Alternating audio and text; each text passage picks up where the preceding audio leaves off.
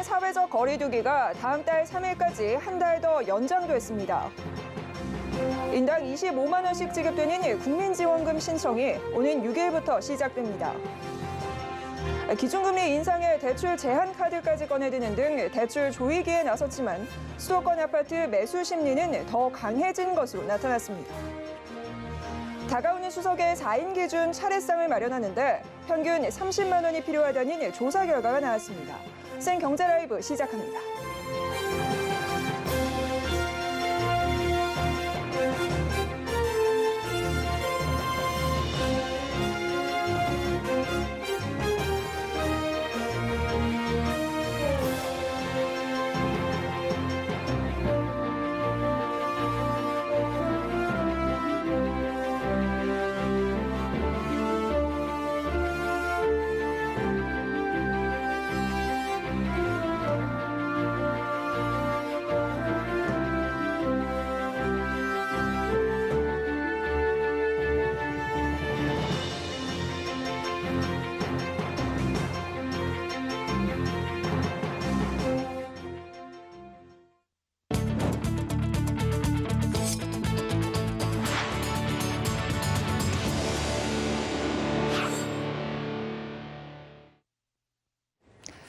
시청자 여러분 안녕하십니까? 생경제라이브 김혜영입니다.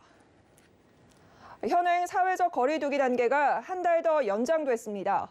중앙재난안전대책본부는 오늘 다음 달 3일까지 수도권에는 4단계, 비수도권에는 3단계가 계속 적용된다는 거리 두기 조정안을 발표했습니다.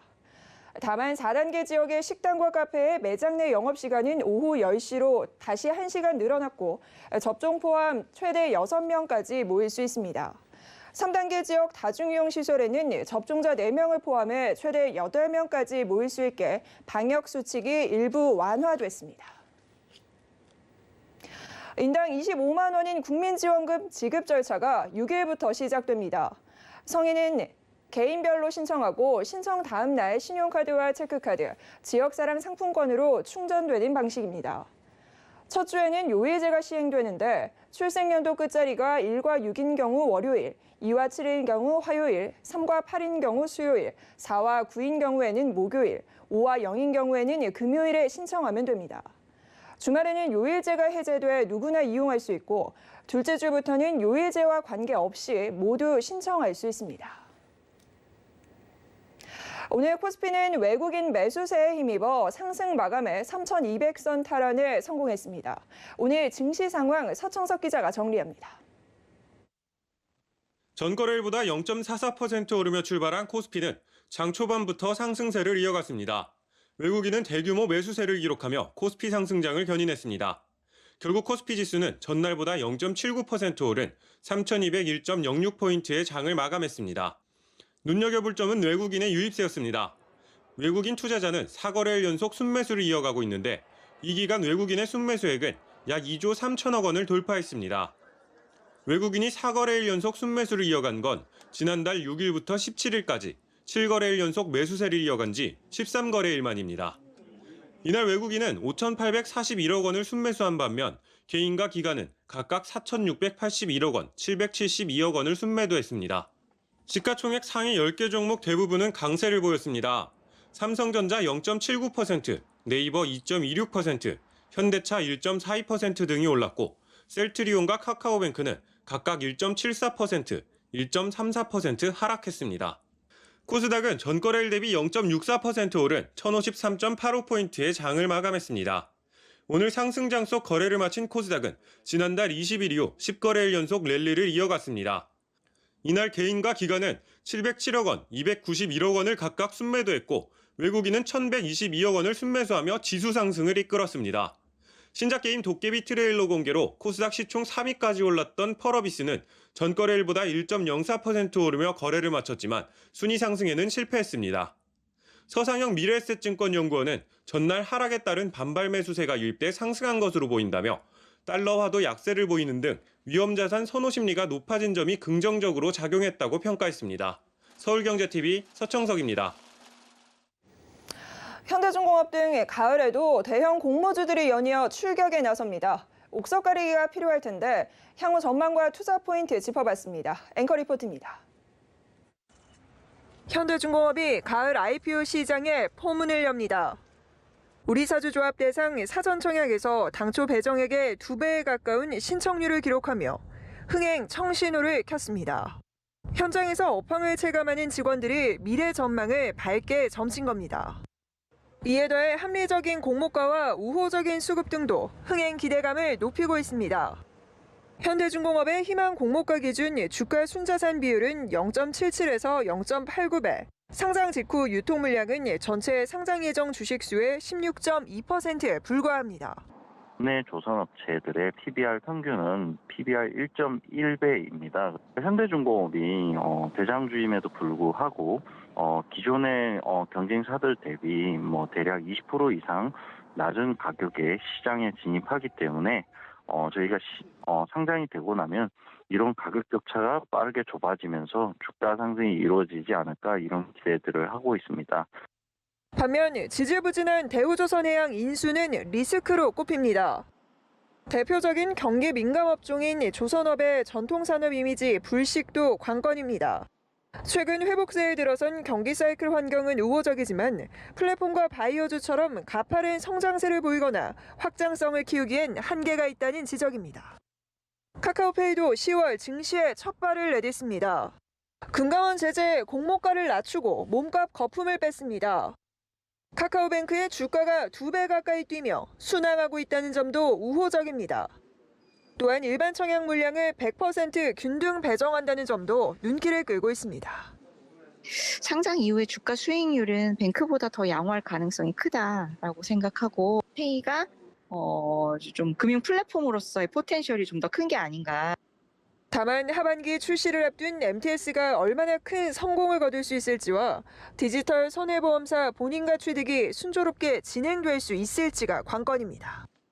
이와 함께 10월에는 시몬르 액세서리 컬렉션이, 11월에는 현대 엔지니어링 등이 상장에 나섭니다. 한편 가장 큰 기대를 모았던 LG 에너지 솔루션의 상장은 불투명한 상황입니다. GM 쉐보레볼트 전기차 리콜 사태로 상장 일정이 지연되고 있습니다. LG 에너지 솔루션은 10월까지 IPO 추진 여부에 대해 결정하겠다는 입장입니다. 서울경제TV 김혜영입니다.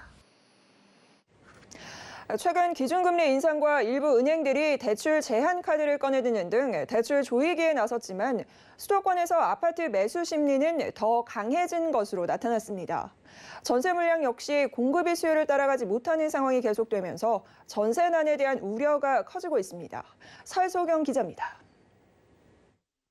수도권 아파트 매수 심리가 확산하고 있는 모습입니다. 한국부동산원에 따르면 이번 주 수도권 아파트 매매 수급 지수는 111.7로 지난주보다 0.9포인트 상승했습니다. 서울이 105.6에서 106.5로 올랐고 경기와 인천 모두 전주 대비 상승세를 보이고 있습니다. 최근 일부 주요 은행들이 신규 주택담보대출 중단을 선언하고 기준금리가 0.25%포인트 인상하는 등 대출 조이기가 시작됐지만 수도권의 아파트 매수 심리는 오히려 더 강세를 띠고 있습니다. 서울에서는 노원과 도봉, 강북구가 포함된 동북권이 110.0으로 가장 높게 나타났습니다. 동북권은 전주 대비 1.8포인트 오르며 7주 연속 서울에서 가장 매수 심리가 뜨거운 지역으로 조사됐습니다. 한국부동산원 관계자는 서울은 오세훈 시장이 재건축 충고 제한을 폐지한다는 방침을 구체화하면서 주요 재건축 단지 위주로 상승세가 이어졌다고 분석했습니다. 경기와 인천 지역도 GTX 노선 등 교통 개발 호재가 있는 지역과 상대적으로 저렴한 단지를 중심으로 매수세가 확산하고 있는 모습입니다. 경기 지역 아파트 값은 전주 대비 0.51% 올랐고 최근 7주 연속 상승폭을 확대하고 있는 것으로 조사됐습니다. 전세 시장 역시 공급 물량이 수요를 따라가지 못해 전세난 우려가 커지고 있습니다. 수도권뿐만 아니라 지방에서도 아파트 매수 심리는 꾸준히 상승하고 있어 시장에 대한 불안 심리는 계속 커질 거란 분석이 나옵니다. 서울경제TV 설소경입니다. 대법원 2부는 의뢰받은 전세 매물을 남편 이름으로 계약한 공인중개사에 대해 공인중개사법 위반이라며 상고심에서 벌금 250만 원을 선고한 원심을 확정했습니다. 공인중개사법은 공인중개사가 고객에게 중개 의뢰받은 매물을 자신이 직접 계약하는 것을 금지하고 있습니다. 이번 판결은 중개업자가 의뢰받은 매물을 배우자 이름으로 계약하는 것도 중개사의 직접 거래에 해당한다고 본 겁니다. 한편 이 공인중개사는 전세 매물을 의뢰한 집주인이 사정상 시세보다 싸게 계약할 수 있다는 것을 알고 의뢰인에게 계약자가 자신의 남편이라고 밝히지 않은 것으로 나타났습니다. 이주열 한국은행 총재와 고승범 신임 금융위원장이 오늘 처음 만나 가계부채 문제를 해결하겠다는 의지를 보였습니다. 이들은 가계부채 등 금융 불균형 문제를 공유하면서 이를 완화하기 위해 함께 노력하겠다는 뜻을 모았습니다. 윤다혜 기자입니다. 이주열 총재와 고승범 위원장이 오늘 한국은행 본관에서 상견례를 겸한 첫 회동을 가졌습니다. 각각 통화정책과 금융정책 수장으로서 첫 만남인 만큼 금융 불균형 등 우리 경제금융이 직면한 현안과 대응 방향 등이 논의됐습니다. 두 수장은 이번 만남에서 가계부채 증가 등 금융 불균형을 완화하도록 노력하고 미국의 테이퍼링 등 글로벌 정책 기조 변화가 미칠 영향에 대해 함께 대비하기로 했습니다. 이 총재는 가계부채 증가 등 금융 불균형 위험이 누적되고 있어 통화 정책과 거시 건전성 정책의 적절한 운영으로 이를 완화할 필요가 있다고 말했습니다. 고 위원장도 가계부채 증가와 자산 가격 과열 등 금융 불균형 해소를 위한 선제적 관리가 시급하다고 공감했습니다. 한은은 가계부채 위험이 커지자 지난달 기준금리를 0.25%포인트 인상했습니다. 연내 추가 인상이 예상되는 가운데 시장과 가계에 미치는 영향이 클 수 있는 만큼 금융 불균형 관리를 위해 두 기관은 공조하기로 했습니다. 또 코로나19 불확실성이 지속되고 있어 소상공인 등 취약계층의 어려움이 여전한 만큼 경제와 민생 회복을 뒷받침할 수 있는 조치를 마련하기로 했습니다. 이 총재는 취약 부분 어려움은 계속되고 있어 대출 제도 등을 활용해 취약 부분 지원 노력을 강화해 나가겠다고 밝혔습니다. 고 위원장은 직전까지 한은 금융통화위원을 지내면서 이 총재와 5년 넘게 한솥밥을 먹은 사이로 두 수장은 앞으로도 격식에 구애받지 않고 만나는 기회를 자주 가지기로 했습니다. 서울경제TV 윤다입니다. 올해 추석에 4인 기준 차례상을 마련하는데 평균 30만 원이 필요하다는 조사 결과가 나왔습니다. 한국소비자단체협의회 물가감시센터는 지난달 30에서 31일 서울 88개 시장과 유통업체의 추석 제수용품 가격을 조사한 결과 평균 30만 369원으로 나타났다고 밝혔습니다. 이는 지난해 추석 1차 조사보다 9.3% 늘어난 수치입니다. 총 24개 품목 중 22개 품목 가격이 올랐고 상승률이 가장 높은 품목은 곶감으로 39.6% 올랐습니다. 달걀과 배도 각각 36.9%, 27.3% 뛰었습니다. 업체별로는 전통시장을 이용할 경우 4인 기준 차례상을 마련하는데 평균 23만 4,804원이 들어 대형마트보다 23.8% 저렴한 것으로 나타났습니다. 수입 캔맥주 가격이 하락하면서 국산 캔맥주와의 가격 차이가 평균 1,000원 정도로 좁혀진 것으로 조사됐습니다. 한국소비자원은 주요 캔맥주 10개 제품을 조사한 결과 수입 캔맥주 가격이 2019년 상반기 3,375원에서 올해 상반기 3,165원으로 6.2% 낮아졌다고 밝혔습니다. 반면 국산 캔맥주의 평균 가격은 2,135원에서 2,145원으로 0.5% 오르며 지난 2년 동안 수입 캔맥주와 국산 캔맥주의 가격 차이는 1,240원에서 1,020원으로 줄었습니다. 이는 지난해 맥주에 대한 과세 체계가 주류의 양을 기준으로 하는 종량세로 바뀌며 판매 가격이 높았던 수입 제품의 세금 부담이 줄었기 때문입니다.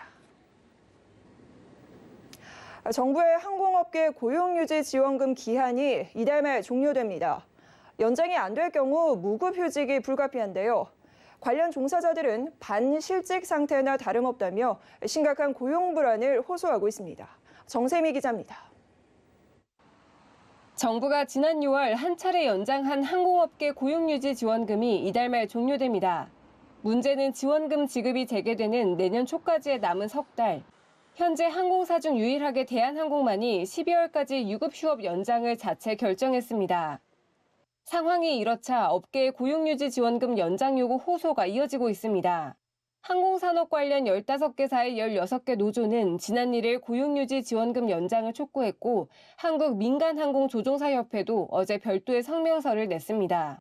델타 변이와 코로나 4차 대유행으로 추가 연장을 결정했던 6월보다 경영난이 더욱 심각해졌다는 겁니다. 그때는 평균 확진자 수가 이제 500명대였는데 지금 뭐 거의 2,000명 가까이 되잖아요. 거의 뭐 다들 자본 잠식에 들어간 상황이어서 뭐 이런 상황이 굉장히 어렵죠.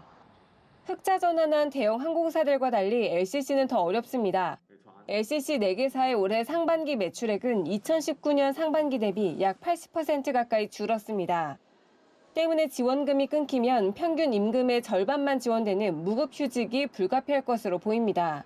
실제로 제주항공과 티웨이항공, 에어서울은 정부의 10월분 무급휴직 지원금을 신청했고 진에어와 에어부산도 조만간 진행할 것으로 알려졌습니다. 또 항공업계 같은 경우는 다른 업종과 달리 코로나19에 아주 직접적인 피해를 입은 업종이죠. 무급휴직에 들어간다는 건 사실 반실직 상태에 이르게 되는데 형평성 문제를 제기하기보다는 고용을 좀 안정시킬 필요가 있다고 생각이 됩니다. 다만 최악의 경우 대규모 구조조정 등의 대량 실업 사태 우려도 나오며 위기감은 더 고조되고 있습니다. 서울경제TV 정세미입니다. 네이버가 이커머스 업계의 화두로 떠오른 리셀 판매 시장에서 공영 IT 플랫폼의 위용을 과시하고 있습니다. 지난해 진출한 이후 사실상 시장을 독식하고 있어 일부 경쟁업체는 철수까지 검토하는 상황입니다. 김수빈 기자입니다. 네이버는 지난해 3월 자회사 스노우를 통해 스니커즈 리셀을 중개하는 크림으로 리셀 플랫폼 시장에 진입했습니다. 뒤를 이어 무신사의 솔드아웃과 KT알파의 리플이 시장에 가세해 뜨거운 리셀 경쟁을 예고했습니다. 그러나 1년이 조금 넘은 현 시점에서 네이버의 리셀 시장 독주 체제는 오히려 견고해져만 가고 있습니다. 네이버 크림은 출시 후 1년 거래액 2,700억 원을 달성했는데 이 업계의 한 해 거래액은 약 5천억 원으로 추산됩니다. 이미 절반 이상의 점유율을 가진 셈입니다. 특히 크림은 최근 네이버 카페 나이키 매니아를 운영하는 남해인 주식 회사 지분 100%를 80억 원에 인수했습니다.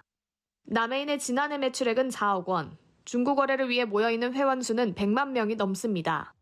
이번 인수는 네이버 크림의 점유율 확대에 또 한 번 날개를 달아줄 것으로 보입니다. 반면 KT알파는 추가적인 투자를 꺼리고 있습니다. 실물 거래 없이 소유권만 거래하는 빠른 거래 서비스가 인기를 끌어 보관소 신설 계획을 내놓기도 했지만 흐지부지된 모양새입니다. 성패가 기울었단 판단인지 추가 예산도 배정하지 않은 상황입니다. 중소업체 XX블루는 수수료 제로를 앞세운 대기업이 진입하면서 경쟁이 어려워질 것으로 판단해 지난 7월 일찌감치 철수를 결정했습니다. 그나마 업계 2위 주자인 무신사가 네이버 추격에 끈을 놓지 않고 있습니다. 무신사는 다음 달 대규모 앱 개편 예정을 알리며 적극적으로 마케팅에 나설 계획입니다. 서울경제TV 김수빈입니다. 한국의 외환 보유액이 한 달 사이 약 53억 달러 늘어 또다시 사상 최대 기록을 세웠습니다. 한국은행에 따르면 8월 말 기준 우리나라 외환 보유액은 4,639억 3천만 달러로 집계돼 직전 최대 기록인 7월 말보다 52억 5천만 달러 증가했습니다. 한국은행 측은 국제통화기금 IMF의 배분으로 특별 인출권 보유 규모가 커지고 외화자산 운용 수익도 늘었기 때문이라고 설명했습니다. 지난달 23일 IMF는 출자 지분을 반영해 한국에 약 117억 달러 상당의 특별 인출권을 배분한 바 있습니다.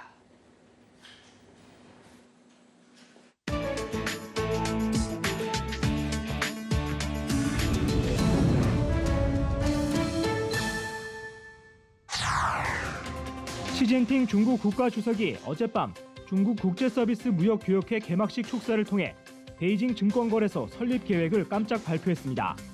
향후 베이징 증권거래소가 기존의 상하이, 선전 양대 증권거래소와 어떤 차별점을 갖게 될지에 시장의 관심이 쏠리고 있습니다. 시 주석은 중소기업의 혁신 발전을 지원할 것이라며 베이징 증권거래소 설립을 통해 서비스 혁신형 중소기업의 주 진지를 구축할 것이라고 강조했습니다. 베이징 증권거래소는 2013년부터 베이징에서 운영되던 장외 창업기업 전용 주식 거래소인 신삼판의 우수 기업들을 기반으로 출범합니다. 중국은 기존의 상하이 선전 증권거래소를 실적이 검증된 대형 기업 위주의 메이저리그로, 베이징 증권거래소를 미국의 나스닥처럼 사업성이 우수한 혁신 중소기업이 쉽게 자금을 조달할 수 있는 마이너리그로 운영하려는 것으로 보입니다. 포드 자동차에 이어 제너럴 모터스도 차량용 반도체 칩 부족으로 대부분의 북미 지역 공장에서 추가 감산에 들어갑니다. GM은 현지 시간으로 2일 다음 주 인디애나주 포트웨인과 멕시코 실라우 공장의 생산 라인을 멈추기로 하는 등 이번 달에 북미 지역 8개 공장의 생산량을 줄이기로 했다고 로이터 통신 등이 보도했습니다. 앞서 포드차는 GM보다 하루 먼저 반도체 부족으로 일부 차종의 생산량을 줄이기로 했다고 밝혔습니다. 일본의 도요타 자동차도 이번 달 전 세계 생산량을 당초 계획보다 40% 줄일 계획이라고 발표한 바 있습니다. 싱글몰트 위스키로는 가장 오래된 80년 숙성 위스키가 경매에 나왔습니다. 스코틀랜드의 위스키 제조업체 고든 앤 맥페일은 현재 시간으로 2일 세계에서 가장 오래된 싱글몰트 스카치 위스키를 공개했습니다.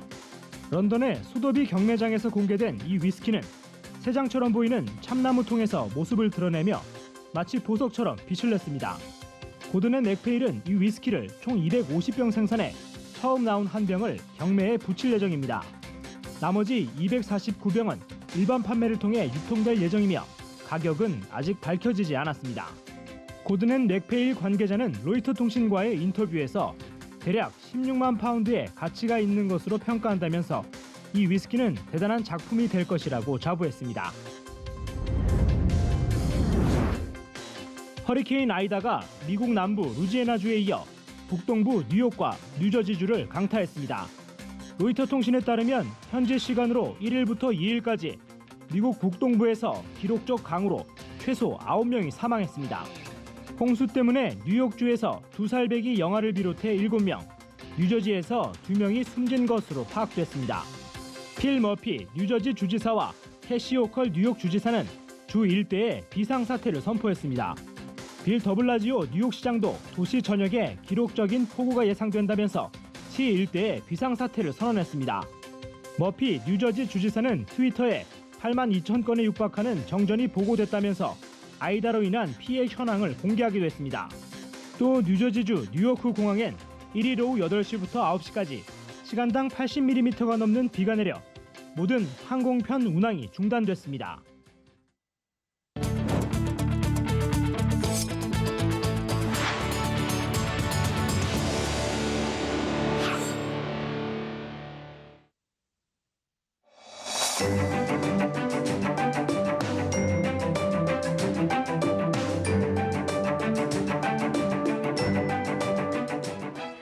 안녕하세요. K웨더 라이프스타일 예보 김단비입니다. 이번 주말 대체로 맑거나 구름 많은 가운데 일요일에는 강원 영동과 경북 동해안에 비가 내리겠습니다. 또 주말 동안 서울의 아침 기온은 18에서 19도, 낮 기온은 28도로 내륙을 중심으로는 일교차가 크겠습니다. 한편 내일 새벽부터 아침 사이에 내륙에는 안개가 끼는 곳이 있겠는데요. 특히 강이나 호수 인접 지역에서는 가시거리가 200m 이하로 짧아지는 곳이 있겠습니다. 이른 시각 나서시는 분들은 교통안전에 각별히 유의하시기 바랍니다. 내일은 동해북부 해상에 위치한 고기압의 가장자리에 들며 대체로 맑겠지만 제주도는 다소 흐리겠습니다. 다음은 자세한 지역별 날씨입니다. 중부지방은 대체로 맑거나 구름 많겠고 한낮 기온 인천과 춘천, 대전 27도로 낮 동안에는 다소 덥겠습니다. 동해안 속초와 강릉은 구름 많다가 차차 흐려지겠고요. 낮 기온은 속초와 울진 24도, 강릉은 25도가 되겠습니다. 남부지방도 대체로 맑거나 구름 많겠고요. 낮 기온은 광주 29도, 대구 26도, 제주는 28도가 예상됩니다. 바다의 물결은 남해와 동해상으로 최고 3m까지 높게 일어 주의하셔야겠습니다. 다음 주 월요일부터 화요일 사이에는 전국 곳곳으로 비가 내리겠고요. 모레까지는 내륙을 중심으로 일교차가 클 전망입니다. 날씨였습니다. 경사라이브 저희가 준비한 소식 여기까지입니다. 시청해주신 여러분 고맙습니다.